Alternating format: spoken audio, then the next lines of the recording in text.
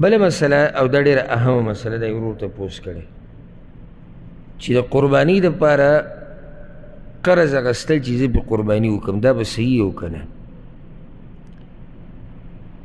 دا مسله اول یاده کوي چې د علماو اختلاف دی چې دا قرباني واجب ده او که سنت ده، سنت مؤکده ده. کومو علماو چې ورته واجب هم ویلي دي که نه واجب، هغوی هم دا وایي چې دا واجب په هغه چا ده چې د چا طاقت وي، چې طاقت یې نه وي به قرباني نشته. الله دې تپوس نه کوي، لا یکلف الله نفسا الا وسعها. الله په یو نفس دومره بوج ږدي چې څومره اوچتولی شي. اوس چا د قربانۍ طاقت نشته، الله دنه د قربانۍ تپوس نه کوي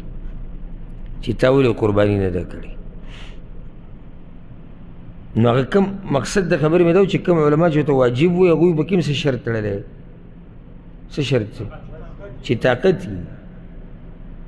چې طاقت یي نو بیا به قرباني لازم ده. او دلته اوس سوال دا راغی بیا هم چې صحیح دی یو سړي سره طاقت نشتی،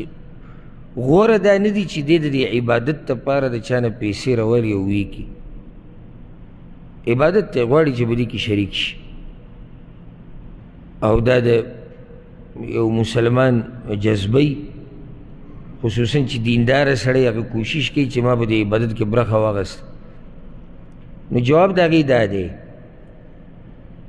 که چېرته داسې کسي چې دی قرضه واپس ورکولی شي، امید یې شتي، مزدوري کوي، تنخواه ورته میلاویږي، یا جیداد یې دی یا دوکان یې دی او هر څه چې دي ورکولی شي قرضه، نو بیا خو مستحب دي، غوره طریقه ده، عبادت کې شریک کېدل دي او طاقت د هغه شتي. یا دغه ټیم کې ورسره پیسې نشته خو امید یې دی چې نږدې وخت کې پیسې پیدا کېږي ورکوي، نو بیا داسې ټیم کې که قرض راوالي الله به له به هغې اجر ورکوي. خو که چېرته داسې سړی چې د ده امید د قرض د ادا کولو نه وي، غریب دی فقیر دی څه مخې ته نشتي، نو بیا دله نه ده پکار چې قرض راوالي، ځکه چې قرض به راوالي په یو داسې عبادت کې چې هغه په ده باندې لازم نه و، ځکه چې طاقت یې نه و، الله نه و لازم کړی او طاقت نه و، او ده قرض راواړو په ځان باندې او پردی حق او بیا هغه ادا کولی نه شي، او دا قرض ادا کول لازم دي واپس. نو داسې ټیم کې وله بیا قرض اخیسته هغه نه دي پکار. کم ټیم کې قرض راغستی شي چې امید وي،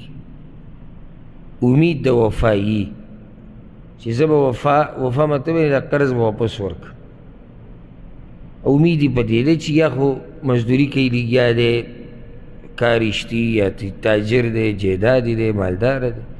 خو دغه ټیم کې اوس فی الحال پیسې هغه نه وي، نو بیا قرض راغستی شي.